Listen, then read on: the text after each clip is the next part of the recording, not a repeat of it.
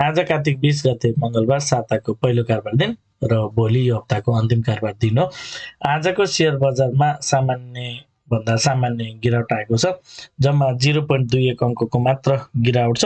NEPSE index 2677.4 बिन्दु आसपासमा बन्द भएको छ। आजको शेयर बजारको अवस्था के कस्तो रहेको छ, विभिन्न टेक्निकल टुल्सहरूको अवस्था के कस्तो रहेको छ, टेक्निकली नेप्सेको मोमेन्ट के कस्तो रहेको छ, समीक्षा गर्नको लागि सधैँ चाहिँ आज पनि नेप्से एनालाइसिस लिएर म उपस्थित भइसकेको छु। नमस्ते, म हरि लामिछाने हजुरहरूलाई मेरो युट्युब च्यानलमा हार्दिक स्वागत गर्दछु। सुरुमा एउटा डिस्क्लेमर, यो भिडियो नितान्त इन्फर्मेटिभ तथा एजुकेसनल पर्पजले तयार गरेको हुँदा यस भिडियोको आधारमा आफ्नो ट्रेडिङ स्ट्राटेजी नबनाउनको लागि हार्दिक अनुरोध गर्दछु। स्टडीको लागि, कम्पेरिजनको लागि र रिफरेन्सको लागि मात्र यो भिडियो प्रयोग गर्नको लागि सबै रेस्पेक्टेड अडियन्सहरूमा निवेदन गर्न चाहन्छु। स्टुडेन्ट नेप्सेको प्राइसहरू देख्न सकिन्छ। आज पनि नेप्सेमा एउटा बेयरिश क्यान्डल नै बनेको छ, सानो बेयरिश क्यान्डल बनेको छ र यसो हेर्दा दोजी टाइपको क्यान्डल देख्न सकिन्छ। कारोबार रकम चाहिँ एकदम घटेको छ, 4.20 करोड आरआरकी मात्र छ। अब यो बिदाको माहौल छ र तिहार पछिको पहिलो कारोबार दिन यो कारोबार रकमलाई चाहिँ सामान्य रूपमा पनि लिन सकिन्छ। अब आजको इन्ट्राडे चार्ट हेरौँ। बजार ओपन भयो लगतै सुरुवाती चरणमा केही साइडवेज बसेर माथितिर गएको थियो र केही माथितिर गइसकेपछि पनि बजार चाहिँ फेरि गर्दै तल आएको देख्न सकिन्छ। बजार केही घटेर रातो पनि भयो। अन्तिममा भने हिजोको क्लोजिङको आसपासमा नै बन्द गरेको छ र ट्रेन्ड चाहिँ के छ भनेर यदि हामी हेर्छौँ, अहिले मार्केटको ट्रेन्ड चाहिँ ओभरअल ट्रेन्ड माथि पोजिटिभ भए पनि अहिले जुन हिसाबले तल माथि एक लेभलमा स्विङ दियो, एक राइज भइसकेपछि अहिले इन्टरनल रूपमा चाहिँ बजार चाहिँ एउटा डाउन ट्रेन्डको च्यानल बनाएर एउटा करेक्सनको फेजमा रहेको रूपमा लिन सकिन्छ। अहिले मार्केट चाहिँ करेक्सनको फेजमा छ। माथितिरको एक लेभलको राइज सकाएपछि बजार चाहिँ करेक्सनको फेजमा जान खोजिरहेको अवस्थामा चाहिँ देख्न सकिन्छ। अब 15 मिनट्स टाइम फ्रेममा 15 मिनट्स टाइम फ्रेममा मार्केट स्ट्रक्चर बुलिश छ। पहिलो कुरा हामीले याद राख्नुपर्ने कुरा के छ भने बजारले चाहिँ अगाडिको हाईलाई पार गरेर बजार माथितिर लागिसकेको हुनाले मार्केट चाहिँ बुलिश स्ट्रक्चर तल आइरहेको मुभ भनेको एउटा करेक्टिभ मुभ हुन सक्ने, एउटा करेक्सनको लागि मात्र बजार आएको हुन सक्ने र केही करेक्सन पश्चात चाहिँ बजार यसरी फेरि माथितिर अगाडिको आएको चाहिँ हायर बनाउन जान सक्छ भनेर लोवर टाइम फ्रेम 15 मिनटको स्ट्रक्चरमा चाहिँ हामी यो प्रकारले एनालाइसिस गर्न सक्छौँ। र ट्रेडिङ स्ट्राटेजीको लागि अरू टाइम फ्रेमहरू एनालाइसिस गर्न जरुरी पर्छ। अहिले ओभरअलमा चाहिँ सर्फेसली बजारको अवस्था के छ भन्दा एउटा राइज पछिको एउटा करेक्टिभ फेजमा चाहिँ मार्केट रहेको हो कि भन्ने हिसाबले हामी यसलाई विश्लेषण गर्न सक्छौँ र यो करेक्सन 2650 देखि 2630 सम्मको लेभलसम्म चाहिँ एक्सपेक्ट गर्न सकिने कुराहरू यहाँ हामी लजिक लगाउन सक्छौँ। यो लेभलमा चाहिँ एउटा डिमान्ड रहेको छ, सो यसरी तल आएपछि यही डिमान्ड लेभलबाट चाहिँ फेरि पनि माथितिर जान्छ कि भनेर इन्टरप्रेट गर्न सकिन्छ।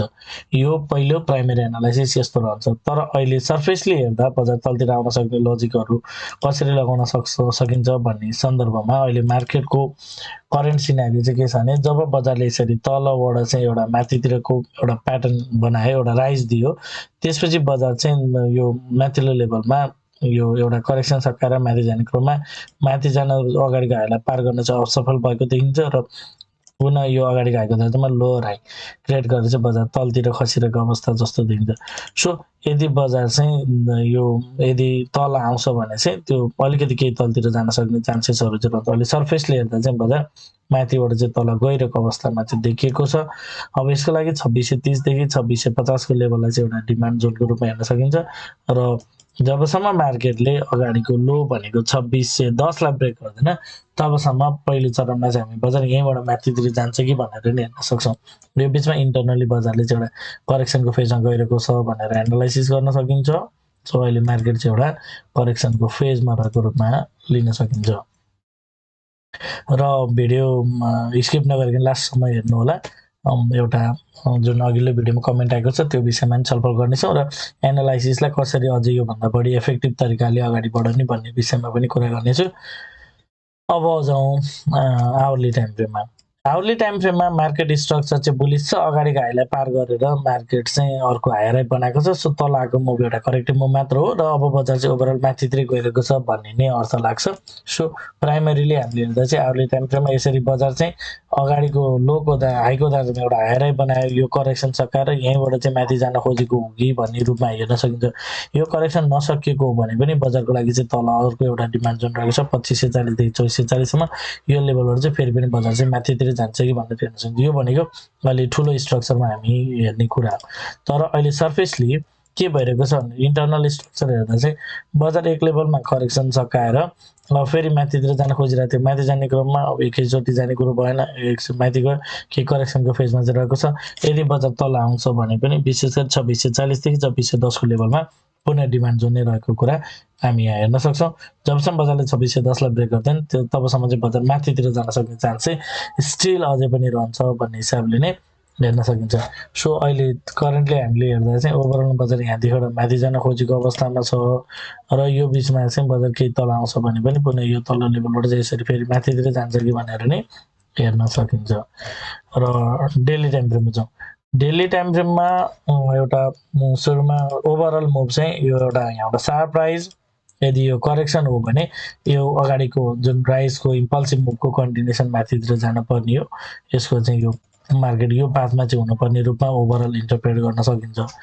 र जबसम्म बजारले यो 2440 लाई ब्रेक गर्दैन तबसम्म यो जुन हाम्रो एनालाइसिस छ यो भ्यालिड रहन्छ। इन्टरनली बजार जता मुभ भए पनि बजार यसरी माथितिरै जान्छ कि भने प्राइमेरी एनालाइसिस रहन्छ। र त्योभन्दा पनि लोवर टाइम फ्रेमबाट हाम्रो अर्को हामीले लेभल्सहरू हेरिसकेका छौँ 2640 देखि 2610 को लेभल। जबसम्म बजारले यो लेभल ब्रेक गर्दैन तबसम्म चाहिँ बजार माथितिरै जान सक्ने चान्सेस रहन्छ।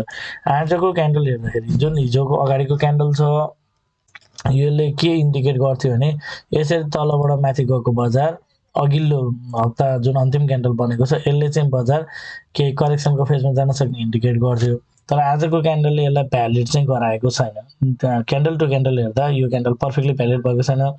यदि आगामी दिनमा बजार आजको लो भन्दा तलतिर लाग्दैन 2670 भन्दा तलतिर चाहिँ क्लोजिङ बेसिसमा जाँदैन भने बजार चाहिँ यहीँबाट पनि करेक्सन सकाएर यहीँबाट माथितिर यात्रा कन्टिन्यू गर्न सक्ने स्थिति चाहिँ राख्छ भन्ने अर्थ चाहिँ लाग्छ।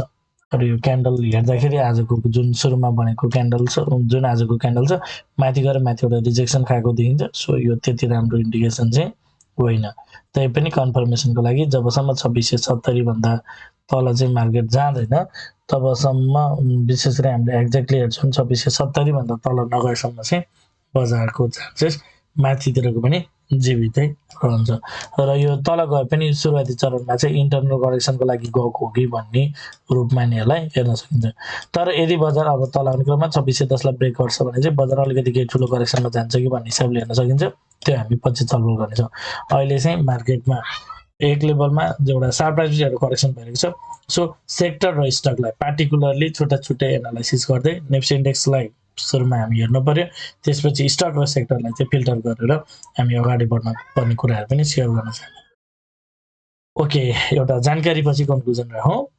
यदि हजुरहरू एडभान्स लेभलको टेक्निकल एनालाइसिसको कोर्स गर्न चाहनुहुन्छ भने विशेष गरी स्मार्ट मनी कन्सेप्ट एसएमसी सिक्न चाहनुहुन्छ भने सम्पर्क गर्नुहोला। साथै यदि हजुरहरू मेरो सल्लाहमा सेयर खरिद बिक्री गर्न चाहनुहुन्छ एज अ एडभाइजरमा मलाई लिन चाहनुहुन्छ भने लाइभ मार्केटमा लाइभ टेक्निकल चार्ट हेर्दै यो इन्टरडे चार्टहरू हेर्दै मार्केटमा लाइभ टेक्निकल एनालाइसिस गर्दै यदि सेयर खरिद बिक्री गर्नको लागि इन्ट्रेस्टेड हुनुहुन्छ भने आफूलाई आउँदैन केही सजेसनको लागि केही हेल्प खोजिरहनु भएको छ भने स्क्रिनमा देखाएको नम्बरमा सम्पर्क गर्न सक्नुहुन्छ। 9863805867 यसमा कल मेसेज अथवा व्हाट्सएप गर्न सक्नुहुनेछ। अब कन्क्लुजनतर्फ जाउँ।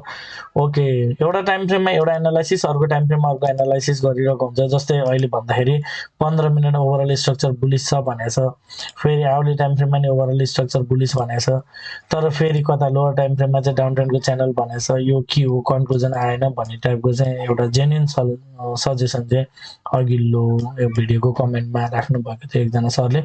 उहाँलाई हृदयदेखि नै आभार प्रकट गर्न चाहन्छु। र उहाँ सुरुदेखि नै अहिलेसम्म हेर्दै आएको छु, सबै कुराहरू राम्रो छ। तर बजारको मुभ यस्तो छ भन्ने कुरा चाहिँ आयो। तर ओभरअल मेन जे अडियन्सले खोजेको हुन्छ त्यो चाहिँ नभएको हो कि जस्तो भयो भन्ने कुरा गर्नुभएको छ। ओभरअलमा चाहिँ यस्तो हुन्छ, मैले अघि पनि भने मेन टार्गेट भनेको हाम्रो ओभरअल आवर्ली टाइम फ्रेमको स्ट्रक्चर हेर्दा डेली टाइम फ्रेमको अहिले तत्काल यो जति स्क्रिनमा देखिरहनु भएको छ यो चार्टहरू कम्पेरिजन गर्दा बजार चाहिँ ओभरअलमा माथि नै जाने हो। अब यो माथि जाने बिचमा एकोरो माथि जाँदैन, तलमाथि भइरहेको हुन्छ। सो यो तलमाथि चाहिँ इन्टरनल रूपमा भएको मुभहरू चाहिँ एक्ज्याक्ट क्याच गर्नको लागि चाहिँ धेरै नै कठिन हुने कुरा हामी आफैले बुझ्नुपर्ने कुरा हो। र अहिले हामीले हेर्दाखेरि चाहिँ बजार यो जुन 2-3 दिन अगाडि बढेको थियो, यो बढाइको चाहिँ करेक्सन आएको हो कि भन्ने रूपमा चाहिँ अहिलेको मुभ लिनुपर्ने कुरा चाहिँ सेयर गर्न चाहन्छु। मैले अहिले जोड्न खोजेको कुरा यहाँदेखि यहाँ जुन बढ्यो, यसको यो करेक्सन सकाएर ओभरअल बजार चाहिँ यसरी माथितिर जानुपर्ने पहिलो एनालाइसिस यसरी जानुपर्ने हो भन्ने कुरा बुझ्नु पर्यो।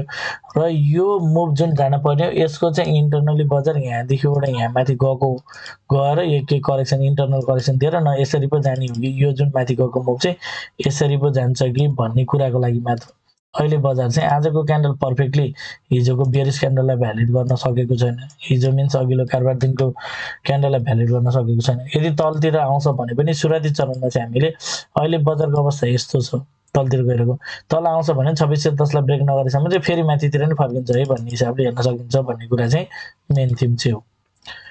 ओके, ल कन्क्लुजन लोवर टाइम फ्रेममा इन्टरनली बजार करेक्सन गरिरहेछ भन्ने बुझिन्छ, किनभने बजारको मुभ नै कस्तो छ, यसरी अगाडि चाहिँ माथि गइरहेको थियो, अहिले चाहिँ यसरी तल आउने, माथि जाँदा अगाडि घाइलाई पार नगर्ने, फेरि तल आएर अगाडि लोलाई ब्रेक गर्ने। सो यो टाइपको प्याटर्न भएर चाहिँ अहिले चाहिँ डाउन साइडकै मुभ छ भन्ने इन्डिकेट गर्छ। सो 2670 भन्दा तल गयो भने चाहिँ नर्मल डाउन अझै करेक्सनै कम्प्लिट जारी छ भने बुझ्नु पर्यो। 2670 ब्रेक गर्दैन, माथि जान्छ, अगाडि घाइलाई पार गर्छ भने त त्यो माथितिरको यात्रा कुनै दुविधा नै भएन। आजको लागि यति नै। हवस् त, धन्यवाद, नमस्ते।